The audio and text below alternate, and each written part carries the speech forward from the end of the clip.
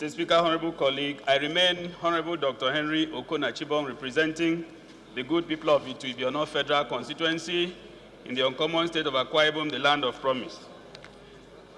Mr. Speaker, it's very appalling that we don't have security in this country because of what has happened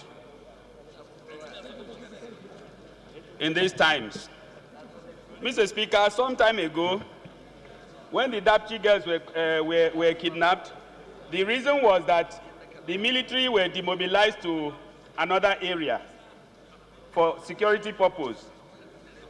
What that tells me and tells Nigerians is that we do not have enough capacity in terms of the security agencies in this country. And I ask myself, how many military personnel do we have in this country?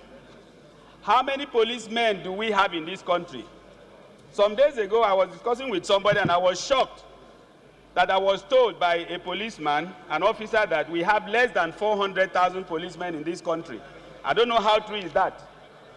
But if we have less than 400,000 policemen to take care of over 180 million Nigerians, then that is a far cry from the standard that is obtainable worldwide.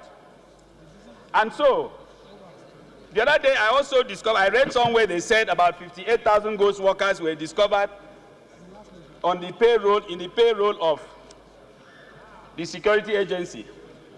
I wonder how that could have taken place. That also adds to the issue of corruption. Now, Mr. Speaker, I think in order to solve security situation in this country, we have to go back to the basics. First of all, we cannot fight security, we cannot fight insurgents, we cannot fight kidnapping, we cannot fight stealing and robbery if we don't have enough security men. So it is high time this country, this government, this leadership knows that the security of Nigerians is paramount as contained in the Nigerian Constitution, because that's the primary focus of government.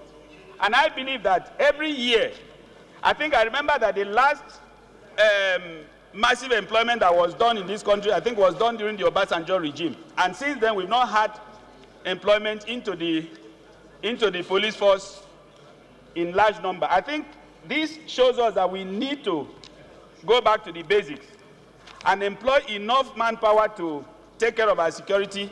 And even those that have been employed, what is the security, what kind of training have they been able to receive to help them to, to take care of these security situations? Even if you were to draft a policeman to the area that my honorable colleague has pointed out, even other areas, do they have the ammunitions? I know that for some of us, for some of those that have security details, you discover that they don't even have enough bullets to take care of them.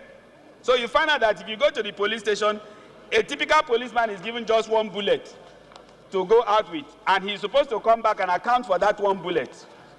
So what happens to all the money that has been appropriated to the police force? So, Mr. Speaker, in supporting this motion, I wish to state that the government should do more in terms of employment of more security men to be able to take care of this security situation. Thank you, Mr. Speaker.